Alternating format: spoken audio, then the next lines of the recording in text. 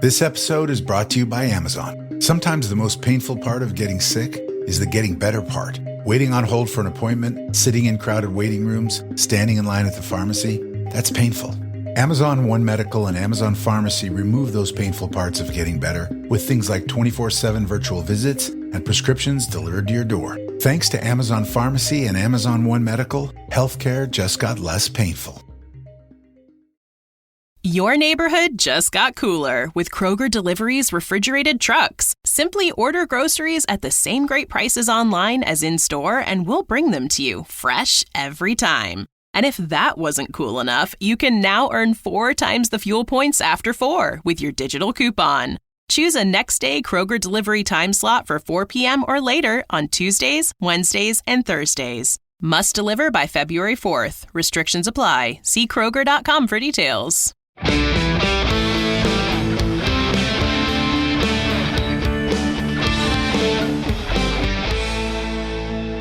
In 2005, two brothers hit the road to fight monsters. That road has led them to fighting demons, angels, and saving the world. It's a journey that is taking them to heaven, hell, and back. But they aren't done. Join our journey as we go episode by episode, following the adventures of Sam and Dean Winchester. We break each episode down with the writers, producers, directors, crew, and actors to bring you the behind-the-scenes stories of how this legendary TV series was made. That guy right there, that's Rob Benedict. He played God and Chuck Shirley. Hey, and that guy there, that's Richard Spade Jr. He played Gabriel, Loki, and the Trickster. And P.S., he directed a bunch of episodes, too. Now, while we are insiders, we're also outsiders, because we're not experts. This is our first time watching the entire series, all 327 episodes. Rich and I have met many of the fans at conventions around the world, and we are deepening our understanding of why you all love this series so much. Because it's really good. Yeah, it is. Now, listen. There will be spoilers, so consider yourself warned. And thank you for joining us on this trip we call Supernatural Then and Now.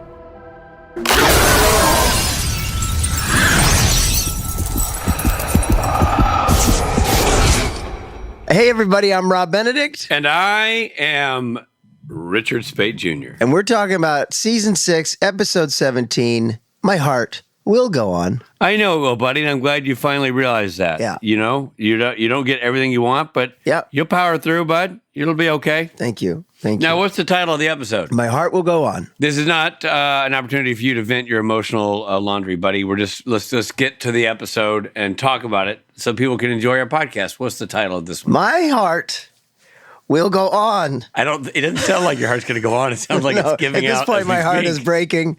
Hey, we want to, before we get started, just say thanks again for listening to the show. We appreciate you. You know, we just came back from Nashville, which marks the 3-year anniversary of recording this podcast. I was remote. Yeah, you were remote. The first 2 episodes of the podcast were recorded in person in Nashville with Jared and Jensen 3 years ago. And Steve Hine and Trey Booty were there in person. Yeah. In fact, in honor of that, Steve's going to post a photo to the Patreon. That's one of the weirdest. There are Sasquatch sighting photos that make more sense than this. It's a photo of 2 men safely over 6 feet tall, 6'4" and 6'2" respectively, and 2 other men far under that number squatting to get their picture with Jared and Jensen. Steve Hine and Trey Booty are genuflecting or squatting. I don't know what they're doing. Thought for some reason that we were all going down to our knees. Jump? I don't know. So it's weird. It's the weirdest group photo I've ever seen. I was there too, by the way. How do you say I'm very nervous without saying I'm very nervous? Get your photo taken like this. Anyway, Steve Hine's going to post it for everybody to enjoy. Yeah. All right. Should we go through the episode? Nope. Let's wrap it up. Thanks, everybody. We'll see you next time. Supernatural. Oh, fine. I guess summarize it. Yeah. Through a Rube Goldberg series of events, a man gets decapitated by his garage door. And that's not a euphemism. It's an actual garage door. Wow, that was quick. Once again, we're going through the intro real quick. That's 1 sentence on that poor guy. You know what? As soon as he propped his garage door up, I was like, well, that's going to decapitate him. Like, there's no way.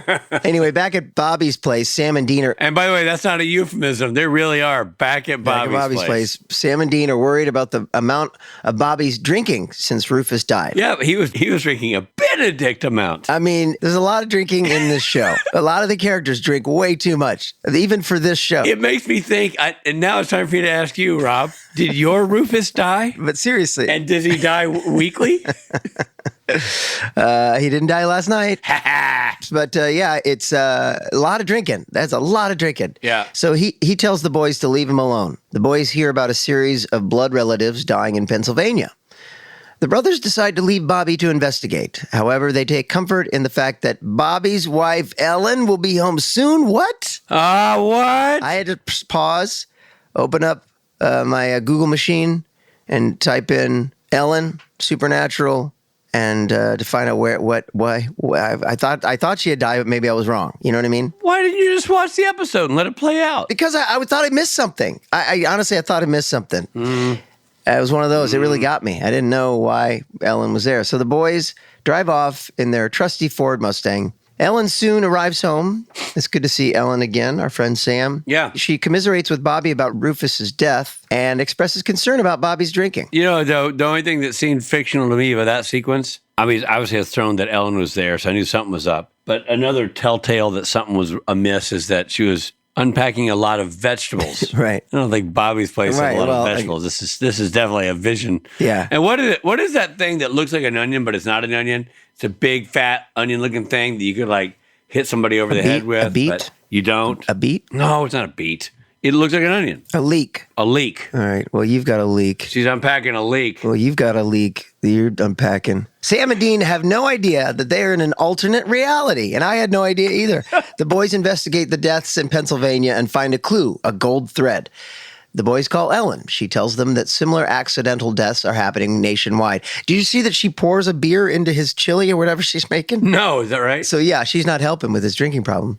So Joe, who's working a case in California, found a golden thread too. She tells the boys that all the victims' ancestors came to America in 1912. Do you think they wanted Joe in this episode, alone at all, but like couldn't get her? I wondered. It felt to me like we wanted to see Joe. Well, if not, if I were alone, I'd be like, what the hell? Like, I'm right here. I'm right here, all alone. I could have shown up. 1912, immigrating on a ship called the Titanic. We see a travel agent working to book trips to Cuba when time freezes. A blonde woman orchestrates an accident, and the agent gets strangled by getting her neck scarf stuck in a photocopier. That's a first. Yeah. That's a first. The blonde woman pulls out a journal, crosses off a name, and a gold thread falls from the attached tassel bookmark. Yep. Bookmark. Sam investigates the common factor, ancestors on the Titanic. Which they've never heard of, by the way. They're like, Titanic? Knows I that. don't know about that. Boat? Fine. What happens to it? The boys find an old photo of the ship's crew and see the first mate is a match for Balthazar. Yeah. But under the pseudonym I.P. Freely. That's got Spate written all over it. Oh, man. They summon Balthazar, who says he did it because he hated a movie and a song related to the ship. About 50,000 people are walking the earth that should have never been born, and someone or something is trying to kill them. Yep. The boys call Bobby, who tells them they must be dealing with the fates. And that's not a euphemism. They really do call Bobby. For the record, every one of these things you thought might be a euphemism is not. You don't know that. The future could be filled with euphemisms. Not so far with you're like, by the way, that's not a euphemism. Okay, the boys track down Fate, but she freezes time and sets up an accident to kill them. However, Castiel saves them from a fiery death and tells them that Fate is mad at them for preventing the apocalypse. Yeah, that was cool. That was Right. a cool edit. I like that. Meanwhile, at Bobby's, Ellen and Bobby discuss the risk of the potential fate of Ellen and Joe if the boat is saved. Yeah. The boys use themselves as bait and almost get smushed by a giant air conditioner. That was a great sequence of them trying to tempt fate. And also, I love the fact they used the phrase, that they used the tempt fate thing. Yeah, and how do you think that they did that shot, that whole scene in front of that frozen? I thought it was so cool. Yeah. I thought that was so cool. I'm not 100% sure. It almost looked like a green screen. I think that had to be. I think it had to be a camera lock off. They shot the thing in plates. They married Jared and Jensen into a plate shot of the thing dropping. They made that a freeze frame. Right. And that became a green screen that, Castiel's walking around, right? But it was like so 3D and these days they've got things that can recreate that, but in those days they didn't. I thought that, and by the way, we moved past it, but the same thing with the lady in the copy store when she froze and then Fate's walking behind her. Yeah, It's yeah. great. I'll tell you what I know did not happen. Jensen and Jared weren't frozen for that entire scene. No, sir. They were not. They were not there. But even that the lighting, they did the lighting so it matched. The lighting had to match where the Jensen and Jared were too, right? Where Sam Medina. Yeah, look good. Fate accuses Castiel of preventing the Titanic from sinking to have more souls for his war in heaven. He denies it, but agrees to resink the ship if fate will leave Sam and Dean alone. He denies it, but there was the look on his face was like, yeah, you're right. Yeah, he had a little bit of something. Also, didn't you? I like the Balthazar reappearing there about to stab her, and he's like, awkward. Yeah, that was funny. So the boys wake up in the Impala at Bobby's place. Castiel has let them keep the memories of the events so that they will recognize fate and have faith in Castiel's war against destiny. The boys watch Bobby sleep on the couch, sad. And that's no euphemism. Bobby is asleep on the couch. Yep, for the record, none of these are euphemisms. The boys watch Bobby sleep on the couch, sad to be aware of a loss he will never know. Okay.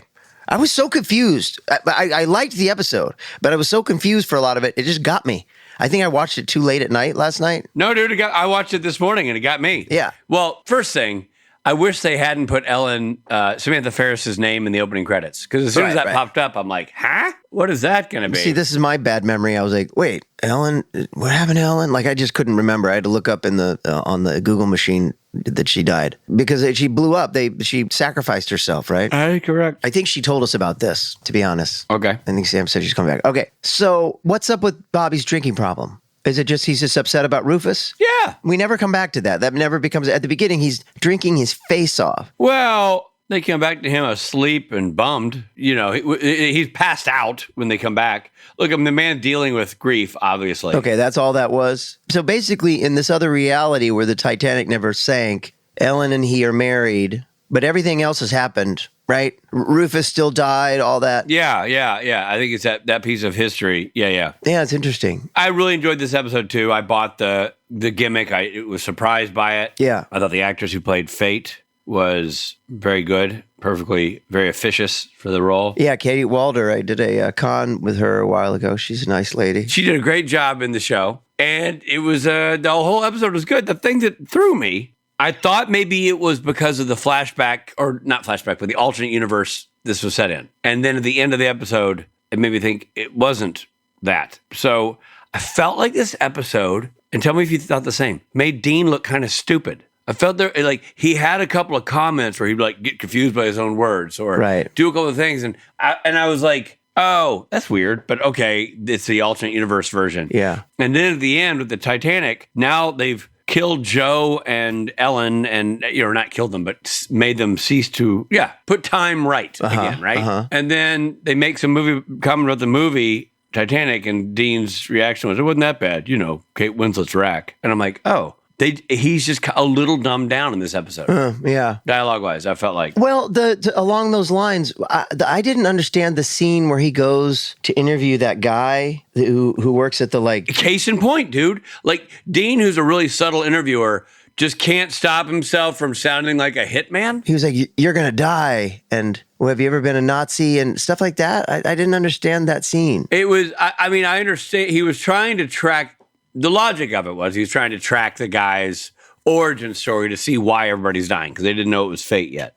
And the thing is, I didn't mind that Dean says some things that the guy misreads, but then when Dean realizes the guy's misreading him, he just kind of doubles down, and I'm like, that just seems... Yeah. I don't know. It just struck me scene. as... Yeah. Again, I thoroughly enjoyed the episode. I thought everybody was great. Guest star to the boys were great, and it was all awesome. Yeah. Thoroughly enjoyed it. Clever. Loved the return of Ellen. Loved Bobby, mourning the loss of Rufus and all that. I just was like, man. I just was confused for the first 15 minutes just because the episode got me. It did what it was supposed to do. Yeah. Phil was doing some camera stuff that was also made me sort of question, like, what, in that scene. Like what? In that scene with that guy, he did, like, he zoomed in and he zoomed in again. And he zoomed in again on that guy's face. The guy was like, hey, get out of here, that guy. He zoomed in or he cut closer? I don't remember the zoom. It was like a zoom. Oh. Yeah, a camera action in on his face as Jensen's asking him those weird questions about history. Have you ever done this? Have you ever been this? Have you done this? I didn't pick up on that. The other thing I was going to say is that Balthazar dresses a lot like Sebastian. Did you notice that? He's dressed exactly how Sebastian dresses. I feel like we kind of commented on that one time, or if we didn't do it on the podcast, we did it separately, where like, yeah, baby gap V-neck, check. Yeah. Sort of leather trench, check. Long chain. Dangly silver wrist jewelry, check. Multiple rings on his finger. That's not Balthazar. That's just Sebastian Roche. Yeah. He's so good. I've always been a fan of his on and off the screen. Yeah. But I really love him in this part. He's great. He's great in this part. I love Phil's directing. Phil's always great. Some of these cuts and like you said, the frozen imagery was in multiple scenes. So cool. So well done. The story is great. The thing is, I really liked the episode. Yeah, me too. You know what I mean? It's not like we're having little criticisms here, but I thoroughly enjoyed it. And it was doled out in an interesting way because it said, she'll be over. I'm like, what she are they talking about? I don't think they said Ellen early on. Then we just see Ellen come in. And you're like, what? Yeah, they're just So when he said she, I was literally picturing Jennifer Aspen. I was like, the old neighbor is going to come over. Right. Or something. Yeah. And then when they drove off in the car that wasn't the Impala, I was like, oh, that's weird, but that must be Bobby's car. Yeah. Like, and then as the information was doled out slowly, I'm like, oh, that's cool. Yeah, exactly. Same. I was like in the dark as we were supposed to be, I guess. Yeah, it's really well written. Really well, and it's Eric and Nicole's script, and I almost feel like Eric and Nicole get tough assignments, and they do it well. They orchestrate it well. Yeah. And Phil, Phil's directing. Like sometimes he'll have a shot, and I'll be like, it seems different than a normal shot. And I'm like, okay, what's happening? What's he telling us here, Agreed. Well, I mean, I guess we'll just segue right into Rob and Rich ratings. Well, so where are you in the facial hair component of this whole thing? I'm thinking deep in thought about where we land facial hair wise. Yeah. It's a tough one. Because it's really good. It's good. It's not Stapleton for me. It's not Kenny for me. No, but it's damn close. I'm going to give this a Chris Christopherson. Yeah. Rock solid. Yeah. Handsome, edgy, interesting, lot going on. Just not a Stapleton, but really good otherwise. I'm going to give a similar one. Kenny Rogers. I'm doing Kenny Rogers. Kenny Rogers, okay. Also solid beard, one of the best. It's like our second place to Kenny Loggins. Yeah, pretty much. Kenny Rogers is second place, and I think Christopherson would be right for there. Sure. I think we've done Christopherson before. R.I.P. R.I.P. to both of those gentlemen. Yeah. So there you go. Not a bad setup, Eric and Nicole. Nice job, Phil. Yes. Way to go, team. High fives all around. And great job to our guests this episode. If only we had an interesting person to talk to about the episode, Rob. Bummer that we don't. Well, turns out we do. What? A heavy hitter. It's our returning guest and our good friend, Jim Beaver, who played Bobby Singer on the show. Great to have him back. Here's our conversation with Jim.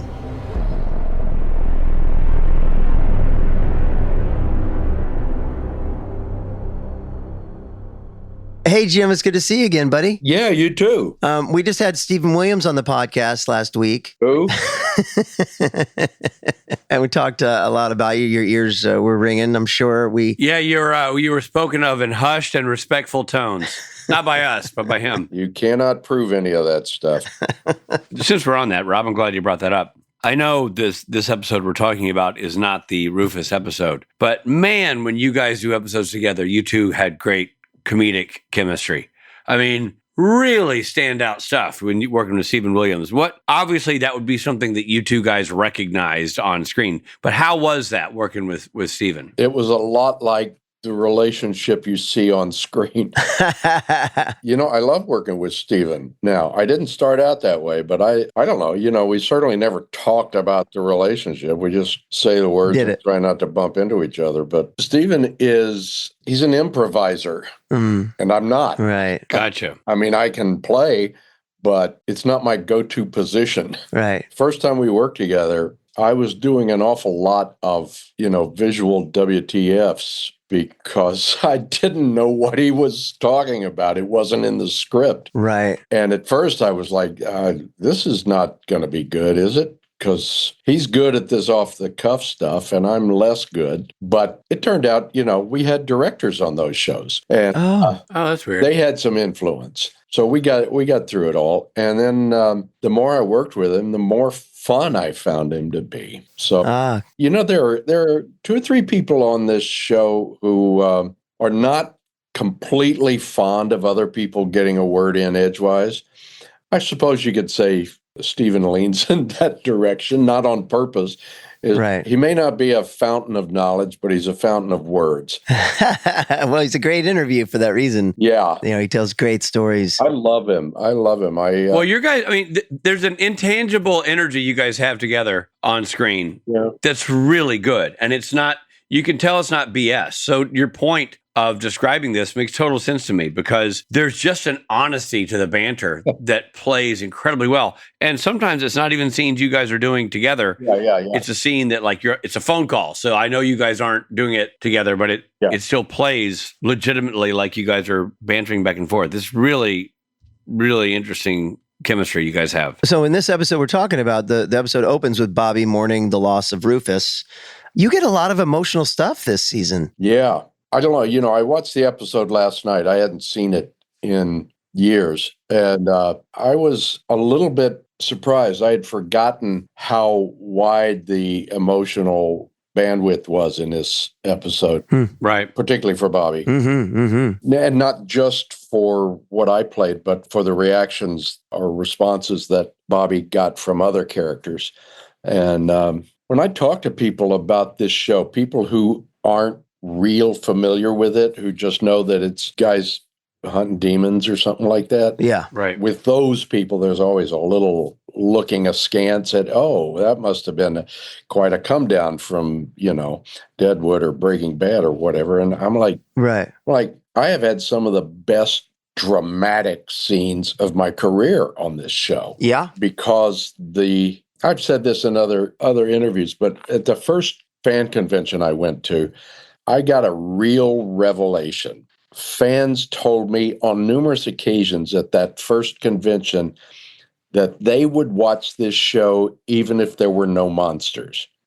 And that's kind of how I realized what a terrific show it is, just as a comedic but touching drama. Right, the relationship of it all. Totally, yeah. So, I looked back on that episode last night and thought, this is good stuff, man. It's really good stuff, man. Yeah, and really Rob is. and I, having just watching it all in order, we're actually following this arc, the Bobby arc, in real time. And it's great, weighty stuff. Yeah. There's a great line of dialogue that, was it last episode, Rob, where Samuel Campbell, Mitch Pileggi, says to you when he meets you, he's like, oh, you're the guy pretending to be their father. And you go, well, it's time somebody did. Yeah, someone has to. Somebody's got to. And it's a great exchange from two, one guy who should be a paternal figure to one guy who became one. And it says a lot about Bobby's opinion in one line of dialogue about his whole perspective on the Winchester clan and the Campbell clan. I don't know. They're giving you good stuff, man. Okay, guys, hold on. We're coming right back.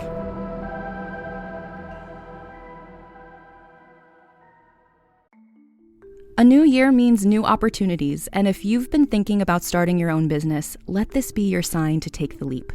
Of course, this decision comes with a lot of questions, like, how do I get started? How do I come up with a brand? How do I sell stuff to people? What am I even going to sell? Well, if you have all those questions, you can take a deep breath, because Shopify's got you. Shopify makes it simple to create your brand, open for business, and get your first sale. With Shopify, you can get your store up and running easily with thousands of customizable templates. No coding or design skills required. All you need to do is drag and drop. Their powerful social media tools let you connect all your channels and create shoppable posts to help you sell everywhere people scroll. And Shopify makes it easy to manage all the details, like shipping, taxes, and payments from one single dashboard, allowing you to focus on the important stuff, like growing your business. The best time to start your business is right now, and with Shopify, your first sale is closer than you think. Established in 2025 has a nice ring to it, doesn't it? Sign up for your $1 per month trial period at shopify.com/realm, all lowercase. Go to shopify.com/realm to start selling with Shopify today.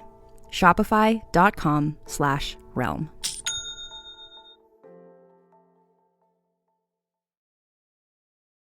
Imagine what's possible when learning doesn't get in the way of life. At Capella University, our game-changing FlexPath learning format lets you set your own deadlines so you can learn at a time and pace that works for you. It's an education you can tailor to your schedule. That means you don't have to put your life on hold to pursue your professional goals. Instead, enjoy learning your way and earn your degree without missing a beat. A different future is closer than you think with Capella University. Learn more at capella.edu.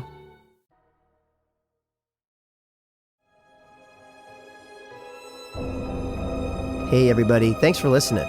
And now back to the episode.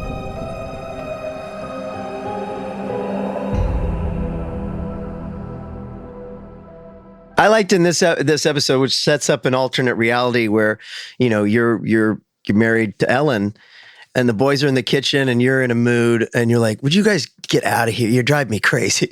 I thought that was really cool. Just like, you don't normally see Bobby do that. He gets frustrated with never, just like, "Get out of my house! You're really, really mucking things up, just like standing around, you big oafs." Yeah, I thought that was good. Did you ever want Bobby to have like a long-term partner?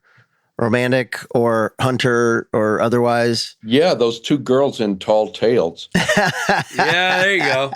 Yeah, Rich talks about them a lot. Well, you know, I really thought that, I think this may be getting ahead of where you guys are in the show podcast, but I really thought that they were building up to a relationship between Bobby and Jody. Yeah. I mean, it wasn't even particularly subtle. Yeah. The next thing I knew, they didn't. Huh. And then there was, you know, toward the end of the series, there was a little bit of hinting about something with AU Bobby and Mary. And, you know, they didn't go far, but they went just enough to intrigue me. Let's put it that way. So they leaned in that direction a time or two, and then they leaned back. I would have liked it. I have a fondness for working with women, and especially really cool ones. And but it does take a bit of an. It would change Bobby's dynamic if he had a solidified relationship. Yeah, I think so too. I mean, it was really lovely watching him and Ellen in this episode, and I think that the relationship they depicted in this episode could have run for a while if they had decided, for example, to make this changing history arc go 3, 4, 5 episodes or something. Mm-hmm. I think it could have been really interesting watching them together as a couple. Mm-hmm. But I think you're right. The essence of Bobby was kind of this sort of one-track set of goals, and they're a surrogate father. You're your surrogate father to the boys. That's and not really a lot of room for I'm not talking about scripts, but not a lot of room in Bobby for something beyond that. Right. Not that the character might not yearn for it, but watching this last night for the first time, for the first time for non-financial reasons, I really wish we were still doing this show. Yeah. Man, I think about it all the time watching it. I just so enjoyed the community of that show. And I can imagine as you as a character actor, the weighty stuff you got to do was great. Yeah. I mean, it was rich. It was rich. Yeah. I got to tell you, one of my favorite moments not only didn't happen to Bobby, it didn't happen in the show, if that makes sense. Okay. When the guy almost gets creamed by the van, and then he gets creamed by the bus. By the bus. Yeah. Yeah. And I was watching this with my kid, and her jaw dropped when the bus hit the guy. Yeah. And then we see the guy's face and his ad on the back of the bus. Yeah. And I thought they missed a chance there because they got a great comic beat with the too soon comment. But I really thought they were going to have Dean say, "Oh, look, he's all over the back of the bus too." Yeah. Another too soon joke. Yeah. Yeah, that scene was wild too. This is kind of a funny thing, just to show you how long we've all worked in Vancouver, is that I was watching this episode this morning, and not the bus driver, but the guy driving the truck that almost hits him, that locks the coffee and locks up. Yeah. That guy they freeze frame him. I'm like, oh, that's Simon, the head of the stunt department for Dead Boy Detectives. No way. He's a stunt coordinator, like starting his career as a young guy working on Supernatural, and now he's a big boss on a different show. I thought kind of interesting to see the people we see in Supernatural who go on to do other bigger things. It's plentiful. Bobby, the thing about Bobby is he's a world-class researcher too. He seems to always have the answer to what the boys are up against. Was it challenging coming up with new ways to be surprised by the information that Bobby's relaying? I don't know, man. I just said the word.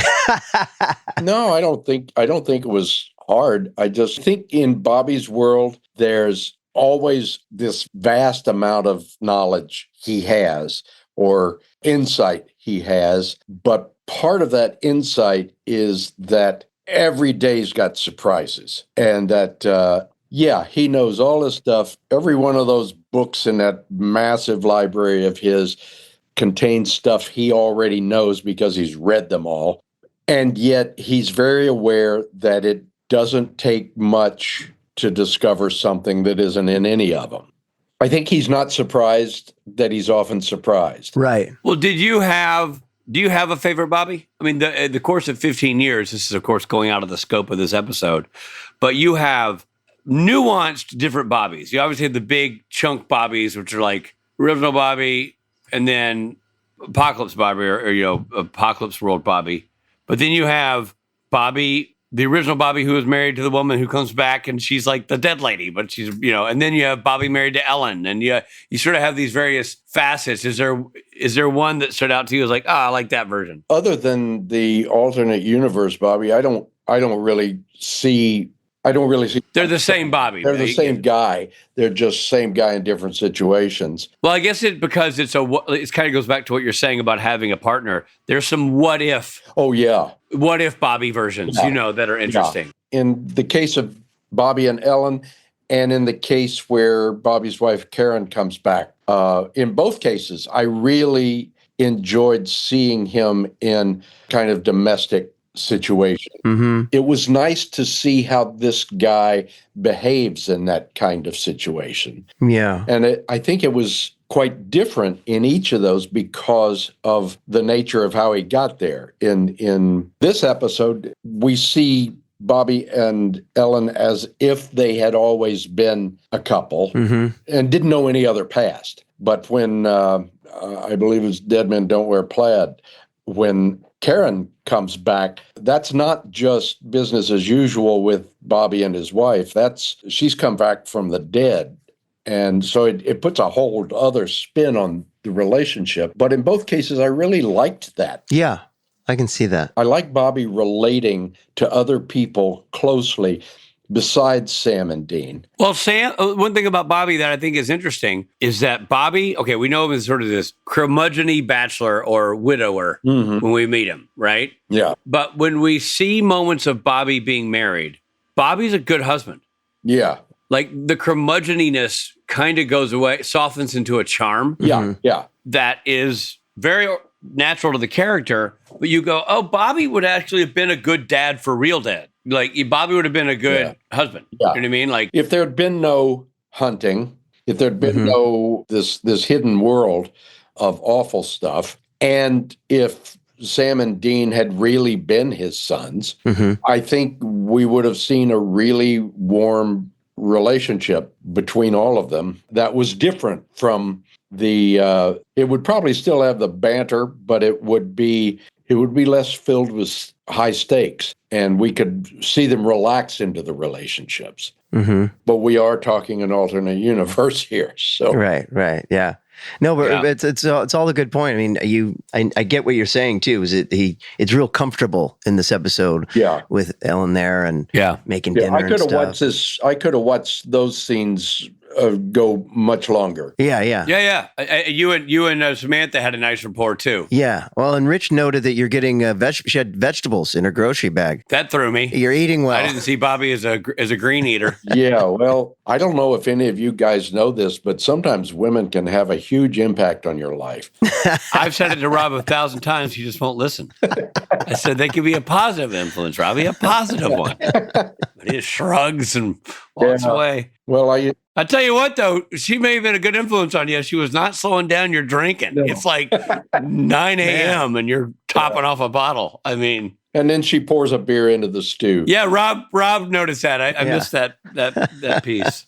Hey, she's no shrinking violet. You know what I mean? No. Yeah, no. Yeah, Ellen parties. And it was fun because I hadn't spent much time working with Samantha before this. Oh, okay. I thought it was an inspired choice for them to put those two together like that because they worked really well, and it was a real joy to work with Samantha. Yeah, you have a good chemistry. Yeah, and she's a great person. I liked being around her. Yeah. Yeah, I mean, it's a rarity on this show that there was somebody I didn't like being around, but some people have a particular warmth and style that is really engaging, and she has that. Oh, for sure. And you guys together have it on screen, and it's awesome. I missed the credits last night when I was watching it. Who wrote this episode? Eric and Nicole. Really? Yeah. Because it felt like it had a fair amount of Ben Edlund quality to it. Yes, it was Edlandish.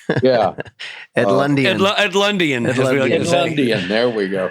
Yeah. Here's a question for you. You may not know, but do you know if was there ever any plan to have Alona Tall as Joe be in the episode, or only referenced? I don't recall ever seeing anything in the script, in any version of the script, including her. Yeah, I would have dug that, because I never really got to work much with her either. Yeah. Yeah. You know, I've been watching the show. I don't know if you know this. I had seen, percentage-wise, a fairly small percentage of the shows, and I've started binging it. Wow. Oh, cool. Cool. I'm 3 or 4 episodes into season 3, and I've seen a lot of episodes now that I didn't know. I mean, in season 3 before I figured out why they put salt around the windows. Same with Rob and myself, as we're going through this. It was new for us too. Show doing the podcast. We didn't watch any of it. Like, we watched what we needed to watch to be prepared for our work, and that's it. Right. It's I mean, when you're actually really working, there's not a lot of time for, I'm going to sit and watch the last 12 seasons of this. Right. A couple of things, too. There was no need, and also no access. You couldn't just go to Netflix when this thing was running early on. Yeah. Well, when I was in shooting season 3, I had some questions that I didn't understand. And in fact, it was that thing. I at one point, I asked Jared in an episode why we were putting salt around the windows. And he said, "Have you seen this show?" And so at that time, I went to the production office and asked them for a set of DVDs. Yeah. And they gave me a set, and I got halfway through season 2, and they asked for them back. So that's so funny. Whatever you do, don't upload this to the internet, because TV should never be on the internet. Flash forward to. Wow. Well, welcome to that's our journey right now, watching it for the first time. And yeah, man. And it's fun to have you along for the ride here, Jimmy Beaver. Yeah. Oh, before we let you go, I wanted to ask about how It's a Wonderful Life radio play. How did that go with Ewan McGregor? Yeah, it was pretty terrific. We had a packed house at Theatricum Botanicum out in Topanga, and it was really lovely. I got to bring out my little scene nice side as Joseph the Angel, but then I got to play in my own playground as the nasty Mr. Potter. Oh, that's amazing. It was great fun. Ewan was terrific. I thought he was wonderful casting for George Bailey. Oh, great. Thank you so much for doing this. Always great having you. Have a great holiday. I know we're recording this before Christmas, so have a great holiday. You guys too. With your family. I'm going to see a bunch of you this next year. Oh, yeah. Yeah, I know. I love it. Yeah, so be well, and here's to having an actual 2025. Yeah. Yeah, man. Nobody is more fired up to see 2024 than I am. Yeah. So onwards and upwards, everybody. Yeah. Well, it's great to see you, buddy, and Happy New Year, and look forward to hanging next year. We'll see you then. All right. Thank you. Bye-bye. Hey, this is Jeffrey Dean Morgan. We are going to take a quick break.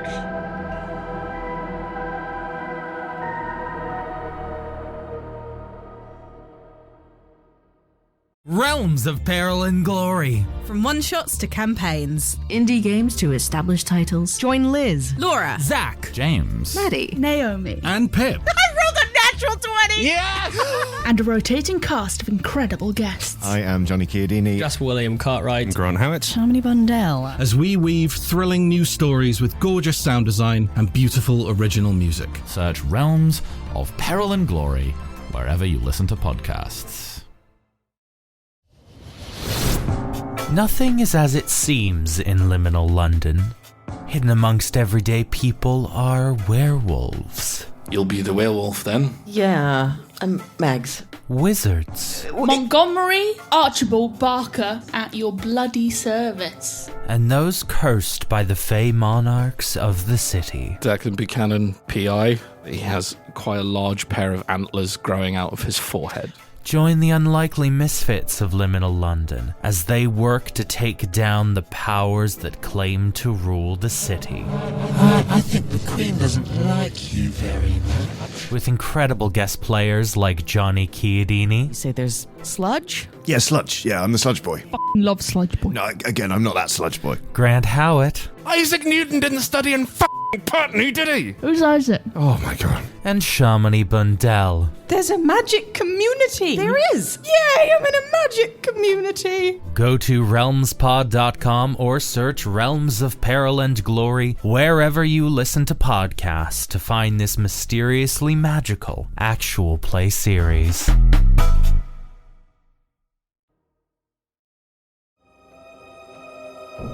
Hey, it's Jeffrey D. Morgan again. Welcome back to the podcast. Great to talk to Jim again. It was great to talk to Jim again. So it's really kind of cool that he's watching the show again. It's fun to see him rewatch it and appreciate it all over again. Great to see Jim, and Jim is on TV every 5 seconds, so it's always great to have Jim around. Yeah. Being on TV and being our guest. Jim is a real person. We don't have to conjure Jim. There's nothing made up about Jim. However, there are some things that may not be real. We're not sure. We have to discover those in our next segment called Mythology, Mythology, Mythology, Mythology. I thought it was apropos that we now talk about Atropos. Let's talk about Atropos. And, right. As Rob said before the interview, easy on the eyes, this Atropos. Okay, Atropos. Richard? In Greek mythology, Atropos was the eldest of three fates, along with Clotho and Lachesis. Her name, was that how you say that, Lachesis? Sure. Her name means unalterable, inflexible, and easy on the eyes. He just made that part up. Her three sisters also exist in Roman and Norse mythology and on posters that hang in Rob's office. Not true. It's interesting because in this episode, she was like, well, my two sisters wouldn't like that. So yeah. I don't know if we'll ever meet them on the show. I don't know. But it seems like maybe not if she never comes back. Atropos' role was to cut the thread of life, choosing the manner of death for each person. Clotho, or as Rich likes to imagine, unclotho. Good one, Robert. And what do we say? Lachesis? Yeah, I said Lachesis. I don't know if that's right. Lachesis. Or Lachesis. I don't know. And Lachesis measured the length. I don't know. And by the way, that's not a euphemism. She literally measured the length of the person's life. Yeah, that's right. Now, the fact that Rob also scribbled in and measured the girth, that's not true. She did not measure the girth. That's just Rob's fantasy camp. Oh, man. She's often depicted with scales, a sundial, and a cutting instrument. Atropos is featured in stories such as those of Achilles and Atalanta. It wants you to think it's Atlanta. Atalanta, the series on FX, yeah. Atalanta. Atalanta. Yeah, whatever you said. Rich? Let's see, I'm going to try to mess this up. Acherontia atropos is the moth with a vaguely skull-shaped pattern on its back that also wears pretty sexy glasses that may or may not be for actual reading. And is often associated with the 1991 film Silence of the Lambs. Oh, you know what? This is a good segue into our next segment. But when Balthazar has that comment about like Castiel, the one who's secretly in love with you. Yeah. Like again, is foreshadowing. Is that the writers sort of tapping into what the buzz is online? I don't know, but it seems like ahead of the curve. I mean, that's a long time ago. Yeah, it's cool. That was a fun fact, so I think we should pile on to that. More fun facts, and let's just slap a label on the thing, shall we? Yep. Fun facts, fun facts, fun facts, fun facts, fun facts, fun facts. The title comes from the theme song to James Cameron's movie Titanic. My Heart Will Go On was sung by Celine Dion. Near, far, wherever wherever you are, I believe that the heart does go on. Take it, Rob. Once more, you open the door. Oh, yeah, baby. Sam and Dean stay at the White Star Motel. The owner of the Titanic was the White Star Line. What? Crazy. The travel agency is called E.J. Smith. Edward John Smith was the name of the captain of the RMS Titanic. Ooh. Also, the travel agent's office advertises Cuba and Detroit as ideal travel destinations. In 2011, Cuba was still under a strike trade embargo, and Detroit was still Detroit. Yeah, different times, though. Different times. Oh. Kind of a subtle FU to Detroit, but yes. I don't understand. Wait, I don't understand why. Meaning like Detroit was supposed to be a glorious vacation spot as opposed to a city struggling to regain its sort of once former greatness. Oh, so the fact that she's trying to sell those two as big vacation spots is a means it was a different universe. Cuba was a vacation spot. Detroit's a vacation spot. Got it. Huh. A dog can be heard barking at Bobby's house. And no, Rob, that's not a euphemism. It literally means barking at Bobby's house. Implying that in this timeline, Meg did not kill his dog, Rumsfeld, in a devil's trap. In the episode. Or in the episode Devil's Trap. Devil's Trap, yeah. Wow, interesting. Yeah, I wonder if there's other things like that. That's a deep cut. Yeah. According to an interview with our own Robert Singer, there was a real consideration to have Jeffrey Dean Morgan on as John Winchester in the episode. Samantha Smith as Mary Winchester was discussed too. Again, alternate universe stuff. Yeah, good stuff. But the thing is, it wasn't an alternate universe. That was the thing I kind of had to get my mind around. Like, it wasn't an alternate universe. Well, it was. But like Rufus still died and like, you know what I mean? In their minds, everything that had happened still had happened. They just, not the Ellen part and not the dog. Certain things were affected by the Titanic not sinking and certain things weren't. Right. The episode airs on the 99th anniversary of the Titanic sinking. Well, that's kind of ironic. It's a real love letter to the Titanic. And Supernatural shot in Canada and Celine Dion's Canadian. Coincidence? I think not. I liked when Sebastian said, Celine. Celine. Yeah. Celine. Great episode. Great interview with Robert Singer, Bobby Singer, played by Jim Beaver. Another good one. Yeah. We're getting further and further away from Mannequin 3, and that's great. Yes, it's true. It's true. Again, I feel like we're on a little bit of a roll. We are. Let's see how long it lasts, though, Rob. Let's just see. Let's see. Well, you'll have to join us next week to find out. This episode of Supernatural features Jared Padalecki as Sam Winchester, Jensen Ackles as Dean Winchester, and Misha Collins as Castiel. Guest stars include Jim Beaver, Samantha Ferris, Sebastian Roche, and Kate Walder. My Heart Will Go On was written by Eric C. Carmelo and Nicole Snyder, directed by Phil Segrisha. Editing by Nicole Baer, music by Christopher Leonards. And the generator operator was Orson Stackow. Executive produced by Robert Singer, Sarah Gamble, and Eric Kripke. The episode featured the following songs: One Way or Another by Blondie. My Heart Will Go On by Celine Dion. By the way, music budget for this thing was through the roof. That's why they couldn't afford Jeffrey Dean Morgan. Exactly. This episode originally aired on April 15th, 2011. Tax Day. This episode of Supernatural Then and Now was hosted and executive produced by Richard Speight Jr. and Rob Benedict. Produced by Stephen Hine, written by Stephen Hine and Haida Holscher. And edited and associate produced by Trey Booty. What's up, buddy? Music provided by Tim Wynn. The episode was recorded with the help of Sonic Fuel Studios. Podcast is from Story Mill Media. Follow the podcast on Instagram and TikTok at SPN Then and Now. Become a member of the podcast to get early access, chat rooms with other podcast fans, and video interviews, and so much more at patreon.com/SPN Then and Now.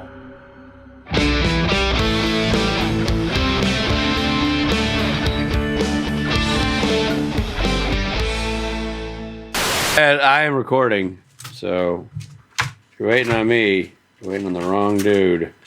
Well, hi everybody. I'm Rob Benedict. Hold on, Rob. I'm just getting ready. I'm just organizing the old desk area today. You know why? Why? We got a podcast to do. Right. I think I misread you when you said I'm ready to go. I'm already recording. So if you're waiting for me. Remember when you checked into the into a hotel under the pseudonym Haywood? Yeah, I do. I do. That was That was good. fun, and you made me do that. I'm just keeping score how many buses I've been thrown over under. Come on, Rob, it's the holidays. Exactly, it's the holidays. Lighten up, Two Captain. buses. I'm not through the first paragraph. Okay. That bag had a leak in it. Get it? It's not the kind of leak that your doctor's helping you with. It's a different leak. It's the food. Not so far with you're like, by the way, that's not a euphemism. Well, I just know the way you read it. You have a real like Randy slant on your read. You're kind of leading people down a dirty road. I'm just trying to keep it classy. Bus Captain. number 3. Storymill Media.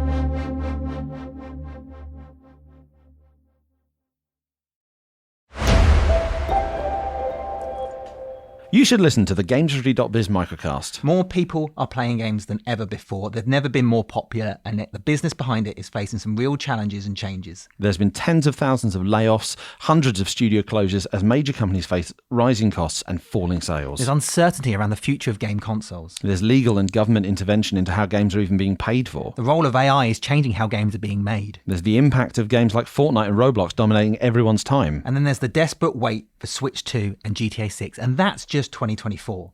Two leading business journalists with a combined 35 years of experience offer you a weekly guide through all of this and more. I'm Christopher Dring, head of GamesIndustry.biz. I'm James Batchelor, editor-in-chief of GamesIndustry.biz, and you can join us every Monday for the GamesIndustry.biz microcast. The most important stories, expert guests, exclusive market data, and all in less than 30 minutes. Usually. The GamesIndustry.biz microcast every Monday on Apple Podcasts, Spotify, or wherever you get your podcasts.